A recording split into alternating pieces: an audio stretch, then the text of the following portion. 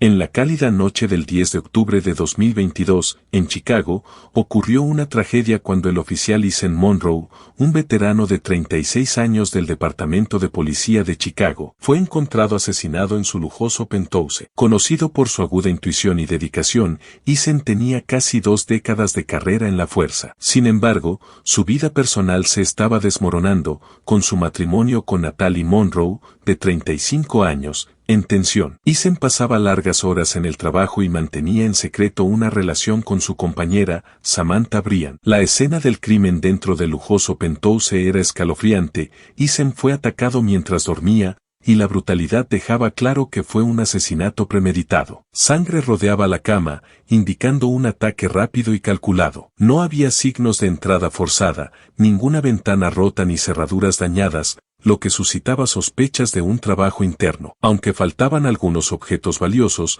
la escena carecía del caos de un robo típico. Natalie, llorando en la escena, afirmaba que había estado durmiendo en otra habitación, solo para despertar y encontrar a Eason muerto. Sin embargo, su comportamiento parecía controlado, casi ensayado, lo que llamó la atención de los investigadores. El detective Adam Sinclair, el mejor amigo y colega de Eason, fue uno de los primeros en llegar. A pesar de su dolor, no podía ignorar la inquietante falta de entrada forzada, sabiendo que Eason era cuidadoso con la seguridad. También conocía la relación de Eason con Samantha Bryant, lo que añadía una capa de intriga personal a la investigación. A medida que la investigación se profundizaba, surgieron inconsistencias en la historia de Natalie y las sospechas crecieron. Los detectives se dieron cuenta de que la verdad detrás del asesinato de Eason estaba oculta en el hogar de los Monroe, ya que secretos enterrados desde hacía mucho tiempo comenzaban a salir a la luz. La impactante muerte de uno de los suyos conmocionó al Departamento de Policía de Chicago,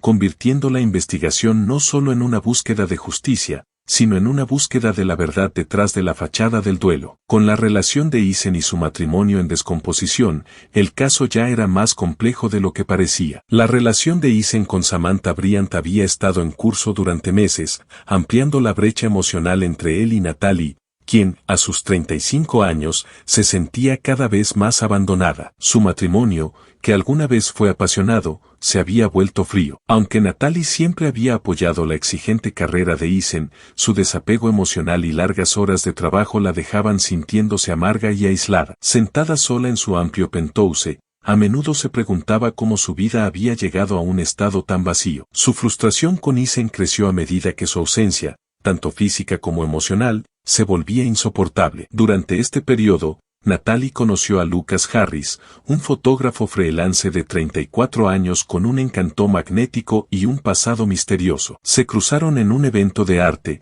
y la atracción instantánea rápidamente floreció en un apasionado romance. Lucas le brindaba a Natalie la atención y validación que anhelaba. A medida que su relación se profundizaba, ella se sinceraba con él sobre su deteriorado matrimonio, compartiendo su ira y su sensación de traición. Lucas, con su propia historia problemática con la ley, alimentaba sus emociones, reforzando la idea de que Eason había destruido su felicidad. Con el tiempo, sus frustraciones susurradas se convirtieron en oscuras conversaciones sobre asesinato. El divorcio o la confrontación parecían imposibles para Natalie. Su amargura la había consumido y comenzó a ver a Eason no como su esposo, sino como un obstáculo. Convencida de que el asesinato era la única salida, Natalie y Lucas tramaron meticulosamente un plan para matar a Eason, creyendo que podían ejecutar su plan sin levantar sospechas. Su esquema no tomó forma de la noche a la mañana. A lo largo de semanas de conversaciones secretas y cuidadosa planificación,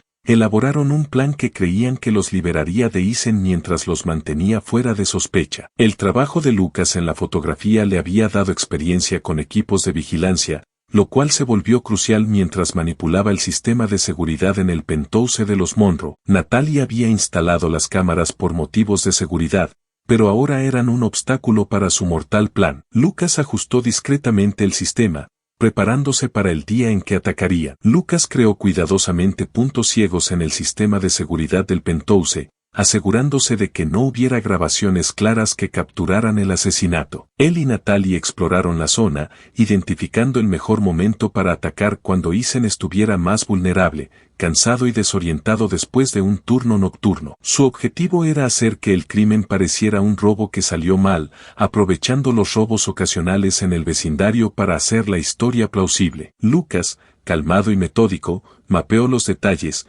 convenciendo a Natalie de que el éxito dependía de la paciencia y la precisión. Natalie continuó su papel como la esposa comprensiva, manteniendo la rutina con Eisen mientras se volvía secretamente más distante. Sus frecuentes discusiones ayudarían más tarde a explicar la tensión en su matrimonio en caso de que se les preguntara. Eisen, distraído por su relación con Samantha, veía la distancia como algo normal, sin ser consciente del mortal complot que se estaba gestando a su alrededor. Natalie nunca confrontó a Samantha, pero la resentía profundamente, usándola como chivo expiatorio en su mente. El éxito del plan dependía en gran medida de los coartadas. Lucas sugirió que, la noche del asesinato, Natalie asistiera a un evento público para asegurarse de tener testigos que confirmaran su paradero. A regañadientes, ella aceptó organizar una pequeña reunión en una galería de arte local, invitando a amigos que nunca la sospecharían. Lucas, por otro lado, tuvo que ser más cauteloso. Planeó un viaje nocturno,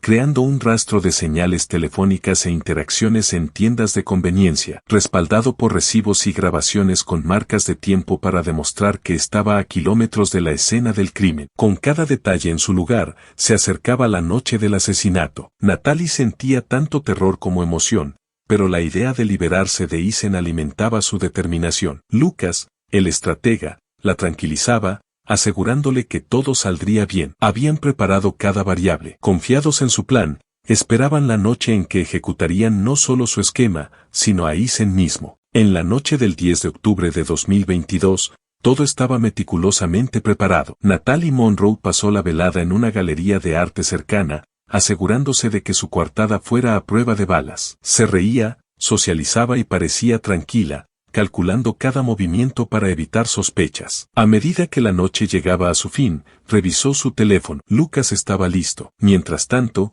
de regreso en el penthouse, el oficial Eisen Monroe, agotado por un largo turno, se había quedado dormido. No tenía idea de que esta noche sería diferente de muchas otras en las que Natalie regresaba tarde de reuniones sociales. Sin saber del complot que lo rodeaba, Eisen dormía plácidamente mientras Natalie regresaba silenciosamente a casa, preparándose para lo que estaba por venir. Lucas esperaba cerca, con su auto estacionado a unas cuadras, fuera de la vista de las cámaras o posibles testigos. Sus nervios estaban firmes, su enfoque claro. La llave que habían ocultado anteriormente le permitió entrar fácilmente al penthouse. Dentro, el aire estaba impregnado de tensión. Natalie, en la habitación de invitados, yacía despierta, esperando que Lucas actuara. Había ensayado su reacción, sus lágrimas, su pánico, lista para interpretar a la viuda devastada. Lucas avanzó silenciosamente por el pasillo, con una pesada linterna metálica en la mano, elegida por su capacidad para entregar golpes rápidos y mortales. Al llegar a la habitación de Eisen, pudo escuchar la respiración constante de un hombre en un sueño profundo, inconsciente del peligro inminente. En un rápido y brutal movimiento, Lucas golpeó a Eisen en la cabeza, dejándolo indefenso. Le propinó varios golpes más para asegurarse de que no hubiera posibilidad de supervivencia. El asesinato fue rápido y calculado, tal como lo habían planeado. Después de secarse el sudor de la frente, Lucas permaneció en silencio por un momento, asimilando la escena. Luego, Natalie emergió de la habitación de invitados, tranquila, pero con el corazón acelerado. Miró el cuerpo maltratado de Eisen, la horrible realidad de su plan finalmente golpeándola. No había tiempo para vacilar ahora. Tenían que proceder con el siguiente paso. Juntos, Natalie y Lucas prepararon el penthouse para que pareciera un robo que salió mal. Tomaron objetos de valor como joyas y electrónicos, dejando otros elementos sin tocar para crear una escena creíble. Natalie colocó cuidadosamente objetos en desorden para sugerir una lucha. La puerta trasera quedó entreabierta, como si un intruso hubiera huido en pánico. Una vez que la escenificación estuvo completa, Natalie se armó de valor para la parte más difícil, llamar al 911. Marcó con manos temblorosas, su voz quebrándose con lo que sonaba como un horror genuino mientras informaba sobre un robo y el asesinato de su esposo, ejecutando perfectamente su papel en la trágica obra que habían orquestado. Natalie sollozaba por teléfono, jadeando mientras describía haber encontrado el cuerpo de Eisen. Ella y Lucas sabían que el tiempo se estaba acabando, la policía llegaría pronto, y su plan tenía que ser impecable. Lucas salió del penthouse, evitando cuidadosamente cámaras o testigos, y se alejó, manteniéndose en su ruta. Dentro, Natalie permanecía sola con el cuerpo de Eisen, revisando mentalmente todo, la coartada perfecta, el robo escenificado y su convincente actuación en la llamada al 911. Estaba segura de que habían cubierto todos los ángulos. Solo quedaba interpretar a la viuda afligida y dejar que la investigación se desarrollara. A medida que el sonido de la sirena se acercaba, sintió el peso de lo que habían hecho asentarse en su interior, esperando que el plan funcionara como lo habían imaginado. El detective Adam Sinclair, un investigador experimentado conocido por su aguda atención al detalle, tomó el mando del caso del asesinato de Eisen. Al principio, el robo escenificado parecía convincente, objetos de valor faltantes, una puerta trasera entreabierta, pero pronto surgieron inconsistencias. La falta de entrada forzada era inusual. La mayoría de las invasiones domiciliarias mostraban claros signos de un allanamiento. Sin embargo, nada en el penthouse de los Monroe sugería eso. Este pequeño pero crítico detalle planteó preguntas para Sinclair. ¿Cómo había entrado el intruso sin forzar la entrada? Sinclair también observó de cerca el comportamiento de Natalie. Inicialmente, parecía genuinamente destrozada por el dolor, asustada y abrumada durante la llamada al 911. Sin embargo, a medida que pasaban los días, sus emociones parecían inconsistentes. En las entrevistas, Natalie se volvía vaga y evasiva cuando se le preguntaba sobre su paradero la noche del asesinato. Aunque Sinclair era cauteloso al saltar a conclusiones sin pruebas sólidas, los sutiles cambios en la actitud de Natalie profundizaban sus sospechas. Natalie, de 35 años, había estado casada con Eisen durante casi una década,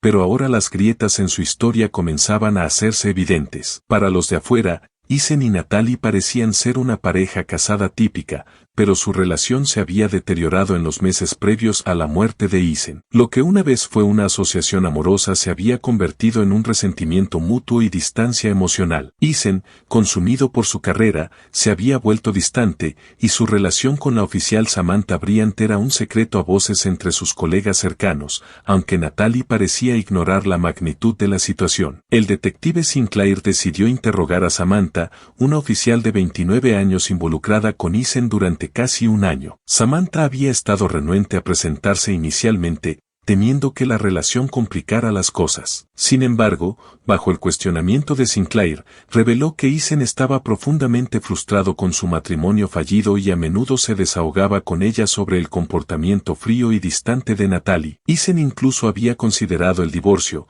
aunque no había tomado pasos formales. La perspectiva de Samantha pintaba el retrato de un hombre desgarrado entre su infeliz matrimonio y su deseo de libertad, lo que llevó a Sinclair a cuestionar las verdaderas motivaciones de Natalie. Mientras tanto, el equipo de Sinclair continuaba buscando pistas en el penthouse de los Monroe. No había señales claras de una lucha, y el arma del crimen había sido limpiada, lo que sumaba a la sensación de que la escena había sido escenificada. Los instintos de Sinclair le decían que quien mató a Eisen conocía el hogar íntimamente. El comportamiento de Natalie levantó más banderas rojas. Durante un segundo interrogatorio, estaba visiblemente agitada y a la defensiva, especialmente cuando se le preguntaba sobre su relación con Eisen. Su cronología de eventos era vaga y contradictoria, y evitaba respuestas directas cuando se le cuestionaba sobre su paradero la noche del asesinato. Sinclair sospechaba que Natalie estaba ocultando algo, pero sin pruebas sólidas, no podía hacer un arresto. Sus sospechas no eran suficientes,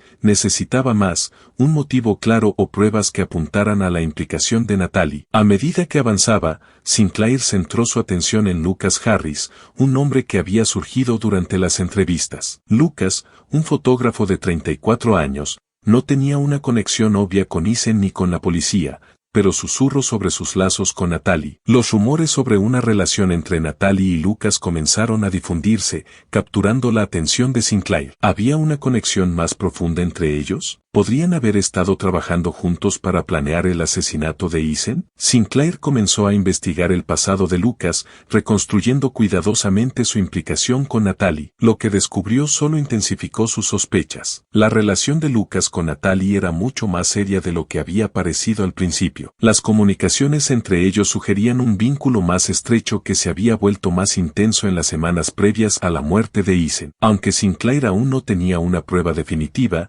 la imagen se volvía más clara. La muerte de Eisen no había sido aleatoria, era personal, y Sinclair se estaba acercando a la verdad detrás de la fachada de una viuda afligida y un robo escenificado. Solo necesitaba un último golpe crucial para unirlo todo. A medida que el detective Adam Sinclair continuaba con su investigación, las piezas del rompecabezas que rodeaba el asesinato de Eisen Monroe comenzaron a alinearse. Sus sospechas sobre Natalie se profundizaron cuando hizo un descubrimiento clave. Una cámara de seguridad de un vecino había capturado imágenes de la noche del asesinato, mostrando a Lucas Harris cerca del penthouse de los Monroe durante el momento del crimen. Esta era la primera evidencia concreta que vinculaba a Lucas con la escena, cambiando drásticamente el enfoque de la investigación. Lucas, de 34 años, había mantenido un perfil bajo en la vida de Natalie. Inicialmente callado y poco llamativo, sin antecedentes criminales, Lucas parecía una figura ordinaria. Conoció a Natalie a través de conocidos mutuos, pero su relación había evolucionado hacia algo mucho más oscuro. Su experiencia en fotografía le otorgaba habilidades para manipular sistemas de seguridad, un aspecto crítico del manipuleo del sistema de seguridad del penthouse de los Monroe la noche del asesinato. Las habilidades técnicas de Lucas jugaron un papel fundamental en el plan de Natalie. La revisión de los registros de seguridad de Sinclair reveló un patrón inquietante. El sistema había sido desactivado y reactivado en intervalos precisos, justo antes y después del asesinato de Eisen. Las marcas de tiempo coincidían demasiado perfectamente para ser una coincidencia. Estaba claro que quien había manipulado el sistema lo conocía bien y tenía acceso al penthouse. Combinado con las imágenes de Lucas cerca de la propiedad, Sinclair estaba convencido de que Lucas no era solo un conocido, sino una figura clave en el asesinato de Eisen. Armado con esta nueva evidencia, Sinclair supo que era el momento de confrontar a Natalie Monroe una vez más. El comportamiento de Natalie durante los interrogatorios anteriores ya había levantado banderas rojas,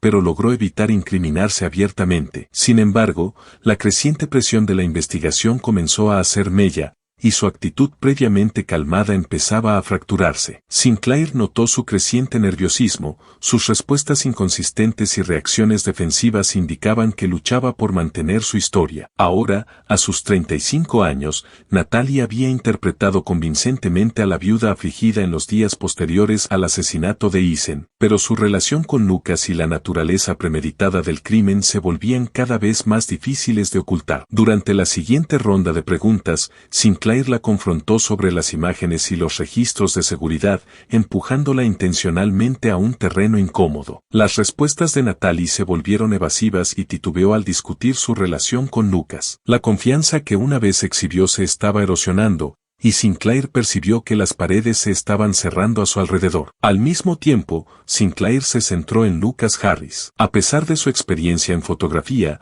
Lucas había mostrado una excesiva confianza durante toda la investigación. Creía que su implicación había sido discreta, que su conocimiento técnico de los sistemas de seguridad lo protegería y que su conexión con Natalie permanecería oculta. Sin embargo, cuando Sinclair lo llevó a interrogarlo, su arrogancia trabajó en su contra. Inicialmente, negó estar cerca del penthouse de los Monroe la noche del asesinato, pero las grabaciones de seguridad contradecían su afirmación. Ante la evidencia, la calma indiferencia de Lucas se convirtió en una agitación apenas disimulada. Sinclair entendió que la clave para resolver el caso residía en aplicar presión sobre Natalie y Lucas simultáneamente. Sus historias debían alinearse perfectamente y estaba decidido a explotar cualquier discrepancia. Durante varios días, interrogó a los dos sospechosos por separado, examinando cada detalle de sus cronologías e interacciones. A medida que el cuestionamiento se intensificaba, tanto Natalie como Lucas comenzaron a cometer pequeños pero críticos errores. Sus historias,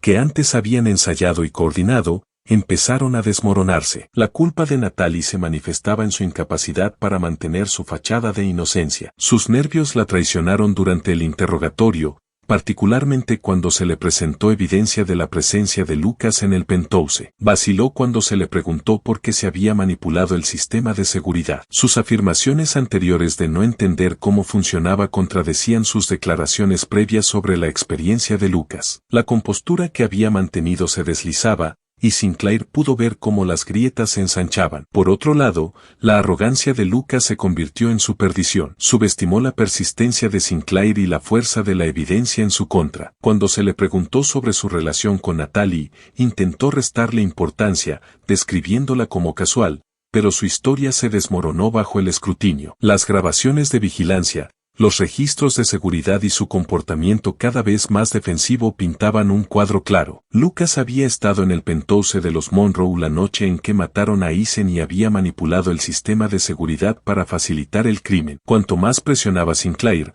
más se desmoronaban las narrativas previamente coordinadas de Natalie y Lucas. Ambos asumieron que podían burlar la investigación, pero el peso de la evidencia y la presión implacable del equipo de Sinclair los empujaron a un rincón. Con cada ronda de preguntas, Sinclair se sentía cada vez más seguro de que se acercaba a la verdad. El comportamiento errático de Natalie, junto con los errores de Lucas, llevó la investigación a un punto crítico. El avance había llegado. Sinclair ahora poseía la evidencia que vinculaba a Lucas directamente con la escena del crimen y demostraba la complicidad de Natalie. Solo quedaba que confesaran lo que Sinclair ya sabía.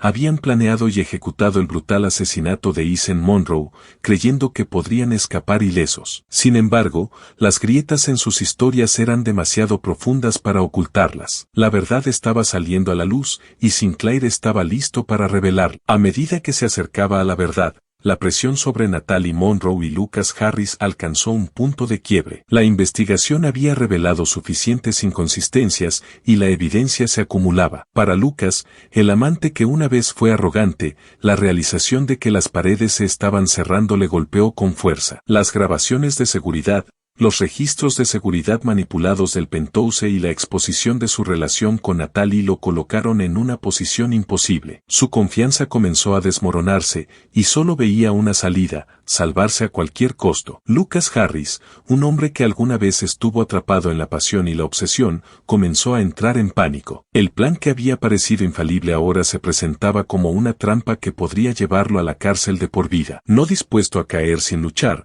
tomó una decisión que alteraría el curso de la investigación. Creyendo que cooperar era la única forma de reducir su condena, Lucas contactó a la policía con una oferta, cooperación total a cambio de indulgencia. Lo que reveló a continuación sorprendió incluso a los investigadores más experimentados. Lucas proporcionó una confesión incriminatoria, pero no fue solo su admisión de participación en el asesinato lo que llamó la atención de Adam Sinclair, fue cómo retrató a Natalie como la mente maestra. Según Lucas, Natalie había orquestado todo desde el principio. Ella lo había manipulado para que la ayudara a matar a Eisen Monroe, tejiendo una narrativa de abuso y negligencia que lo convenció de que el asesinato era la única solución. Afirmó que Natalie nunca lo había amado realmente, usándolo meramente como un peón en su mortal esquema para deshacerse de su esposo y comenzar de nuevo. Sinclair, aunque escéptico, escuchó atentamente mientras Lucas relataba los meses previos al asesinato. Describió el creciente resentimiento y aislamiento de Natalie,